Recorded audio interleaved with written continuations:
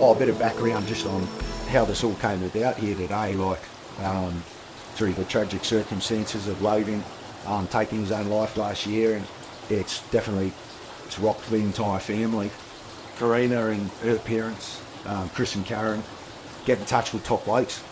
They've been incredible, and the work that they've done with young mates and throughout schools and mentoring, and make sure that no other families or young men have to go through the hurt and the pain that Logs went through, and that's how we've come here today. I think really grateful for you guys coming on board and being a part of it. With top blokes reached out to the Titans and vice versa, and just thought it'd be a great idea to promote Logan's legacy and raise some funds for the great work that they're going to continue to do in the community. Yeah, and I think it's important. I think that people can sort of relate to everyone's mental health journey, and I've been through my own, and I guess you guys would have faced plenty of challenges throughout your own surfing careers and journeys, and hearing what you guys have got to say. Mick's been through some pretty adverse stuff to himself, but pretty incredible, some of his challenges and the way he's faced them, and I'm always really appreciative. I always look and go, mate, he's a wizard, the way he's taken stuff on and digested it and then does something incredible with it. Yeah, with Logs, watching him on that surfing journey and watching the ups and downs of it, and the heartbreak and disappointment when he wouldn't win a tournament, and then sort of working his backside off to try and win the next one. And I remember thinking that it's so different to team sport, individual, like a sport like surfing where you don't have teammates around you to rely on. Yeah, I guess, as an individual sport, it's sort of on you the whole time. But and you go through, there's definitely a lot of ups and downs. Are you good enough? Are you not?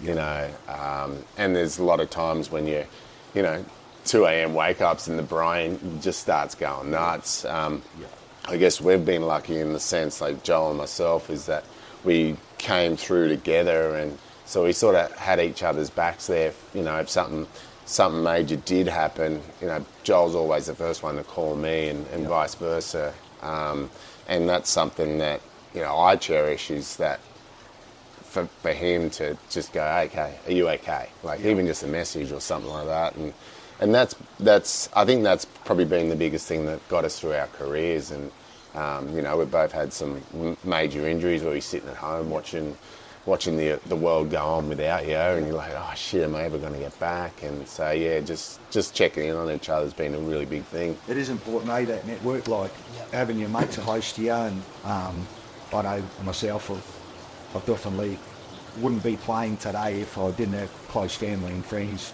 sort of pushing me and picking me up when times are a little lows. I think that plays a pivotal role. I guess we used to, for us having a network was great, because we were out of school and straight on the world tour too, so we spend so much time away. It was always nice to some guys that came from other places that didn't have friends they grew up with, beside them, just to travel with, or the day-to-day stuff, because sports or surfing for sure was only one small part of being on the tour or chasing your dream. It's a big part, I should say, but it's also that there's a lot of other crap you got to navigate to get through. It's always nice to have someone you can rely on there. When I look at these young men growing up in all different walks of life, and navigating their way through their own sort of, I guess, dreams and aspirations, that internal pressure that they put on themselves plays such a role. Trying to let them know so much more to life. Rather than just our dreams and aspirations, and obviously what we want to achieve. But I know myself, you get bogged down in it, and I just think it's such an important thing to just try and be happy in life too. For sure. Like just being able to get up in the morning and feel content about the place that you're in, and the direction you're heading. Yeah, that's I think also too, like in this day and age, you've got your internal pressures for sure, but then there's so much on social media. So many people can get at you, and you always try and not read the comments, but every now and then one will sneak in. You don't even know the person, but that one comment is just like, how do I just get through? Like, how does this person know? Like, it's just, and they're probably just throwing an off-remark comment. And, but yeah, you sort of have, it's hard to navigate that if you don't have people and tools to get around it. There's so many, and in the hardest and darkest times, your friends and your family are the ones that you need to speak to because they know you best. If I ever have something going on, he just looks at me and goes, "What's up?" He just, he can just read my face, and so it's great to have those people there, and it's not like everyone goes through it. Like everyone thinks that it's, oh no, these guys are superheroes or superstars in sport or whatever, but when you strip all that back, you're just human like everyone else. So true. Yeah. I can relate heavily to that. Like, obviously, my own mental health journey was pretty well publicised back in 2016, and I openly talk about it in this day and age. I did try and take my own life. I a bit like what you're saying, Mick. I had a successful career at the time. Probably in what some people would call the prime of my career, and I just had so much other clouded stuff going on in the background that I didn't want to be here anymore. And I think when you're going through things like that, people don't quite understand just how dark you are. And as males, we have a tendency to just bottle it up and just not let anyone in. And then just explode? 100%. Just put the face mask on. And I did it for months after months after months, and just got to the point where in the end I just broke pretty much. But I look back on it, I think, how long was I putting on that front for? For sure. Like, how are you, mate? Yeah, I'm fine. Yeah. I'm good. Rather than, what, I'm actually shit, and I'm having dark thoughts and I'm struggling. When I lost my first brother, I was very much the same. I was only young. I was 16, 17. And, everyone around was like, "Go on, be strong, be strong." And I thought that was like show no emotion, not let anyone in. And so I had this wall that, it would only come down when I was in my room by myself. But yeah, people do the same thing where they're sitting there and they're like, "How are you?" And I'm good. And I'll just suppress so much, and it all just came back. And then as I went on in life, I learned that you've got to deal with those things then and there because they're only going to get bigger and worse in your head. So true. And, some people think that there's no way out of it, but it's not that bad. No. You face your fears, you have your friends and your family to support you, and we've got to help each other to get through those dark times. Yeah. And, I've been in the same situation where I couldn't get out of bed. Yeah. And it's like, fuck, is this it? Like, I just don't want to go and face the world, but had friends pull me out of bed, get me in the water, and just that's what pretty much changed my trajectory and just changed the way that I go and approach things. You talk about getting in the water, like probably a bit like became your antidepressant or your medicine to make you better. I know myself going through my journey, I made poor choices when I was mentally ill, and it's such an important topic to talk about with young men, like the decisions that you turn to when you are feeling down and out on yourself. Do we tend to drink more? Do we tend to turn to gambling, drugs?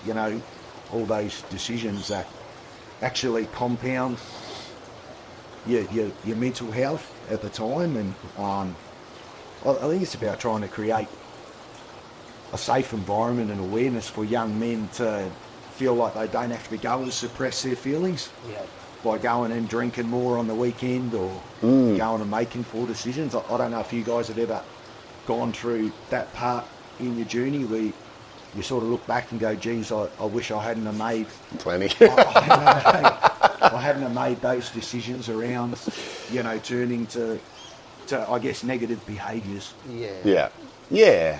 And you think that's the way out, you know. It's like, especially with things like drinking and drugs, like, they're great when you're doing them, but then the next day you're so depressed, and whatever you were depressed about the day before, it just gets 10 times worse. 100%. Yeah. But yeah, I guess, you know, for us, the water is our medicine. It's somewhere, like, even today, like, you know, just to go for a surf, it just makes us just feel so much better. I know if I haven't surfed in a couple of days, my wife's looking at me going, mate, get in the water. You're acting like an idiot. It hates me if I don't surf. But I hate myself if I don't surf. Like, I mean, I start to get, my behaviour changes. You know, like the ocean for us, you know, it's a big cliche to say it's a saviour, but it really is. Like, it makes me feel human. I know if I can get in the water for half an hour, 20 minutes, I know I'll probably survive another 48 hours. Yeah, 100%. Do I have to get back in again? Yeah. So, no, I can relate to that for sure. You know, training's like that for us and playing for you, so it certainly is that. And I think that takes a while too, I mean, you're almost at the end of your career. You probably got 10 years in you. I probably shouldn't say that, but you know what I mean? Like, you get to that point where you prioritise, you love that part of it, and you enjoy that process, and it makes you feel good. No, it's very true.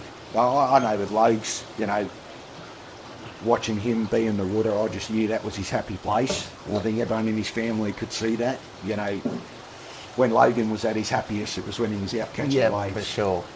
It is just such a big and important part of his life. It is a good thing like that, surfing. Like, for me, if the moment that I'm, you know, catching or paddling out, that no matter what the world of the stress, you know, I'm like, I've got half an hour or 40 minutes, I can switch off. This is me, and I'm going to enjoy it, and you know, come in and I'll never have a good surf if I'm starting to overthink stuff and I'm sitting there. You never do. I find I just need to switch off and enjoy the ocean. Do you forget about things when you're out there surfing? Like, if you've got heaps going on in your mind, say family stuff, or in the background, when you go for a surf, does it just drop off, or it's sort of process it better? Yeah, for me, I sort of do a lot of my thinking out in the water, and because you're active and you can sort of just, you know, you can scream underwater if you want to, or you can, you know, you can catch a wave and try and, you know, picture the person that is pissing you off for that day, and you hit it as hard as you can. But I think just being active and then being in the water, it just feels like it just washes you off.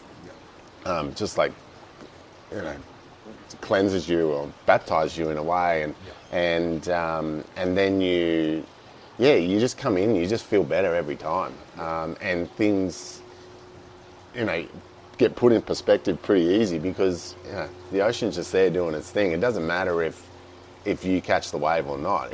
It's just going to keep rolling, and fish are going to keep jumping, birds are going to keep flying. So it's like, all right, let's push all the shit away and just concentrate on the beautiful thing that we get to do. Yeah.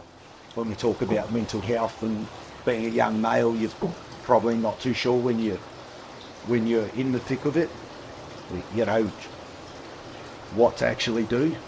And I guess it's trying to find out what are the first steps when you are feeling like something's not quite right. I, on my own journey, knew in 2015 that I'd never known what depression was, but I knew at that point that something wasn't right.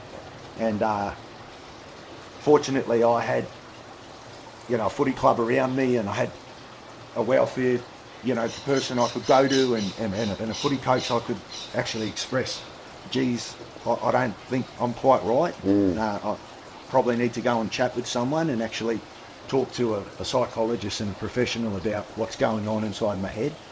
But I think it's a really difficult passage to navigate for young men when they are feeling not quite right and they've got dark thoughts, who they can actually turn to, and how they feel comfortable enough to express their emotions, whether it be to family members or you know, calling a helpline or going to a doctor. I guess it's really hard when you're 17, 18, 19 as a young man, to have that confidence to go and say those first steps to someone, I'm not right. Yeah, I think the biggest thing is, like, when you're 17, 18, you're meant to be a man, and there's this stigma around you got to be strong and tough. But I think probably the most courageous thing that you can do is actually open up to someone and talk to them. And it's for me, when through my journeys, it was always calling a friend or talking to a parent or my family, and those people that are closest to you, they got that unconditional love, and they'll try and do whatever they can to try and help you, even if they don't have the answers. Then it's so easy to research all that now. You got your top blokes, you got it ain't weak to speak, like all these different mental, like Lifelines and all these sort of things, and it's so easy to get in touch with these people, and it at no way should be embarrassing whatsoever. It's like, it's more courageous that you do go and speak up. I think that's the big thing that we learn, obviously, as we get older, that it is courageous to actually express how you feel, and that is the manly thing to do, is to actually say, hey, I'm struggling, when someone asks you, and actually talk about your journey and your walk through life. But as you said, when you're young, I don't know what it is. It's, as you said, that stigma, just that feeling you don't want it. I remember chatting with Logan, a number of times in defining 6 months before he took his own life, and I did ask the question, mate, are you okay? Like, are you having dark thoughts? Are you in your head? And I can honestly say it was the mask on with Logs. It was the same blank response. No, I'm fine. Yeah, I'm fine. I'm all good. I don't ever have dark thoughts. I don't ever get inside my head. And I think that's something from the family's point of view. Had we known, had he just said I'm not okay, you would have dropped everything and done anything that he could to put the right people around him. But we lose so many young males to suicide because we don't know. Yeah. We don't. We just wish that they had, just said to someone, I'm not okay. Yeah. But that's why it's important what these, foundations are doing, and we look at top blokes, and that's why the family's gone with top blokes, just because of the work that they're doing within the community and the schools and with young men. They're trying to break that down and actually get these young guys to understand how they're feeling at the time, and when things are going, pear-shaped, be able to express it and reach out. Oh, for sure. And there's other ways to do it as well. It's like, you don't have to go and voice everything, write a letter and give it to a friend, or, That's a great idea. even just, video yourself talking about it and just send it to a friend. Like, you don't have to verbalise that to that person, but, there are different ways to do it. And, I think the more common we make this situation in young schools and with young men, it's going to save a lot of lives for sure. Yeah, no, definitely.